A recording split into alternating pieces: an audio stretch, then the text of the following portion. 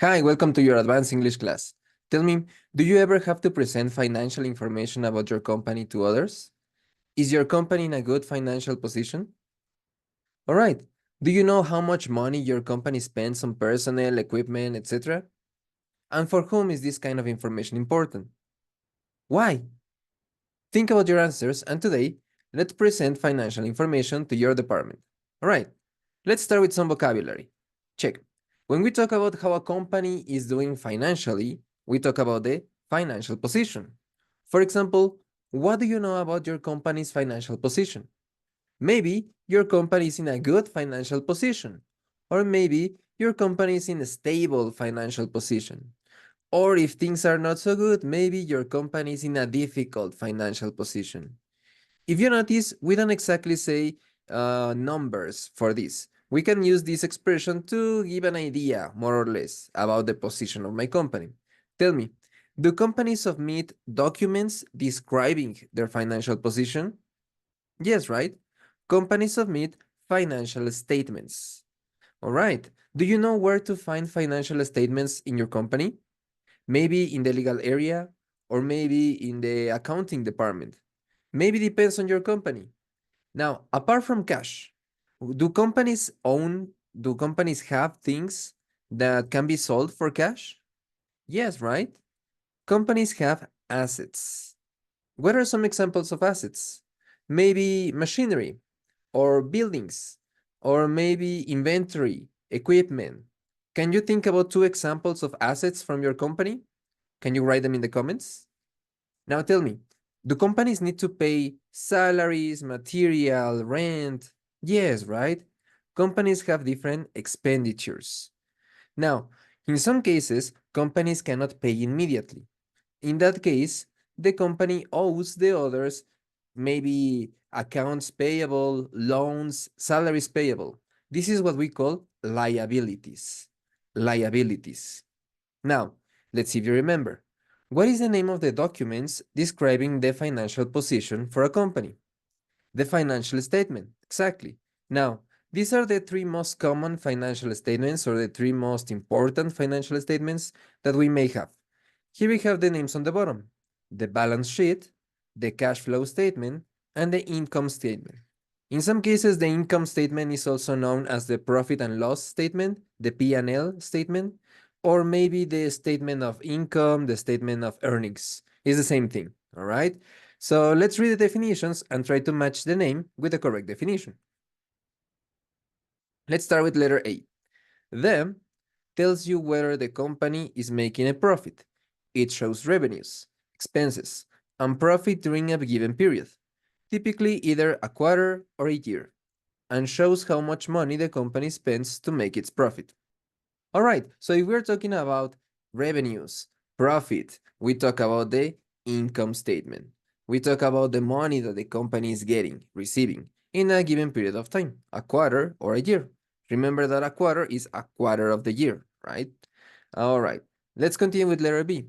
The tells you how well the company is using its assets and managing its liabilities. It shows the company's financial position at a given moment in time by comparing the company's assets to its liabilities. The difference between the two numbers is the owner's equity. Assets equals liabilities plus owner's equity. All right, so check. In this case, we are talking about a comparison. The liabilities, the things that I cannot pay right now, and my assets. And we talk about equity. So all of these concepts, all of these ideas indicate that we need a balance sheet. We talk about both type of things, both positive and negative for my company. Now, well, not exactly negative, but money and money to pay, right? Now, letter C, the tells you whether the company is turning profits into cash. It shows how much cash is coming into and going out of the company during a given period. And it details what expenditures are for. So, very obvious. It's the last option, but we talk about cash. We talk about how much is going in a given period, details expenditures. Of course, we talk about the cash flow statement, right? Now that we identify the characteristics or the definitions for these three types of financial statements, let's practice some listening. We're going to listen to 6 different people talking about something, some type of information they need. Tell me what is the correct document they need to get to obtain the information they want. Let's listen to the first one. Give me a second. Let me turn up the volume so you can listen to the audio. All right. Let's go with the first person. Let's listen. Present financial information. Which statement? 1, I need to review a summary of the overall financial position of the business at the end of the last quarter. Let's listen again just to be sure. 1, I need to review a summary of the overall financial position of the business at the end of the last quarter. In this case, the man mentions an overall financial position. So he's not focusing on one aspect in general, so we need to have both, right? Or all, at least. So we need a balance sheet. A balance sheet is the correct document for this person. Let's go with the next person. Let's listen. 2, How much money did we have to spend in order to make a profit this year? Listen again. 2, How much money did we have to spend in order to make a profit this year? All right, so this woman talks about money, spending money, right? But not only that, the money that you get back. So in this case, she focuses on the income statement. She needs the income statement. All right, let's continue with the next person and decide what document, what statement he or she needs. 3. Are we turning profits into cash? And how are we spending our cash? Very obvious, right? He repeats the same word. He says, are we turning profits to cash? How are we spending our cash? So we need the cash flow statement. Very clear. Let's go for another one. 4, I want to see some proof that we're turning a profit. Listen again, there is a very clear keyword that indicates what type of document we need. 4, I want to see some proof that we're turning a profit. All right, she wants some proof that they're turning a profit. So if we talk about profits, we talk about the income statement, right? Or the statement of earnings, as it's also known. Let's go with the next person. Oh, sorry. 6, There we go. 5. Will that show the difference between what we owe our creditors and what we've invested in the business? Listen again, it's very clear. Pay attention to the keywords. 5. Will that show the difference between what we owe our creditors and what we've invested in the business?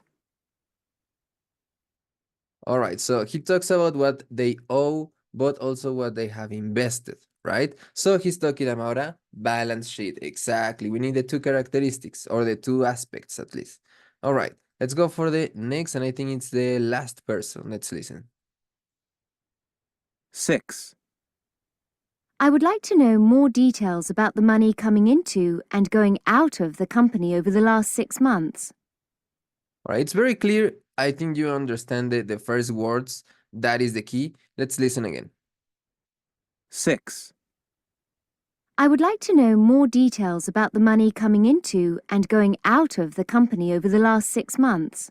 All right, so if it would be only the money coming into, probably income, right? But she says the money coming into and out, so money in general. So if she focuses on the money, she needs the cash flow statement. All right, very good. Now, tell me, do people sometimes use graphics to illustrate the financial information?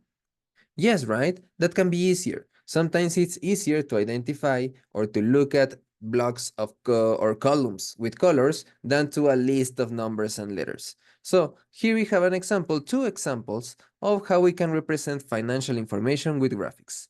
Look at the first one. Give me a second.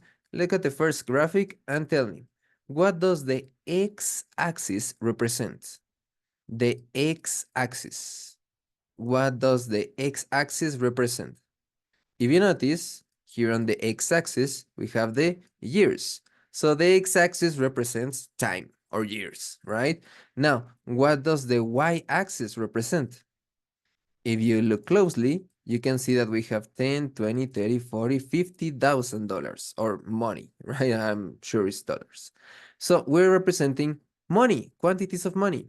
So we have years against money. Now, how many colors can you see in the columns? 3 colors, right? They have the names here. The blue one represents sales, the purple one represents cost, and the green one represents profit. Now, taking all of this information into consideration, let's look at the definition or the description of this chart. This bar chart shows that although sales have been increasing steadily, and we can see that sales have been increasing steadily. Yes. The year-over-year increase in our net profit is marginal. All right, so they are talking about the profit. It's not the purple. The purple is cost. And similar to the sales, the cost has also increased. But if we talk about specifically the profit, that is the green one, we can see an increment, yes, an increase. But as they mentioned, it's marginal, very, very small, very short, right? There is almost no difference. So that's a negative point. And that's how you express all of this information with this graphic, right? Very clear to understand. Now, look at the other graphic. Here we have a pie chart. How many segments can you see in this pie chart? If you notice, we have 5 segments, 5 different colors, representing the materials and production, marketing and distribution, the administrative, research and development, R&D, and other income, costs, nets, etc. All right? And here, it's very clear that the biggest segment is the blue one, the materials and productions. So this is a way to show very clearly, very graphically, which segment is bigger compared to the rest. Let's check the definition or the description, sorry. Here is a pie chart. Here is a pie chart showing the breakdown of our costs. So these are the costs. The largest segment is materials and production. Right, so this can help a company identify which is taking most of the money and if it's really worth it, right? Now that we have practiced with different definitions, with examples, and with graphics, it's your turn. Think about some financial data that you can present to your department. Remember the vocabulary that we practiced today. Today we talk about the financial position of the company. You can start with that. You can select the correct financial statement that you need to represent or to show the information that you need. Remember that today we talk about 3. The balance sheet, when you talk about the income and the expenses, yes, to have a balance. The cash flow statement, the most important data here is the cash when you talk about money, both coming and going, and also the income statement. This is focusing primarily on the revenue, the profits, right? So think about what can you use to represent. We can use a bar chart and you can represent maybe the years in the x-axis and the quantities in the y-axis. Or maybe if you want to make a comparisons between assets and liabilities, you can use a pie chart. And in that case, you need to use a segment to represent each of these sections, right?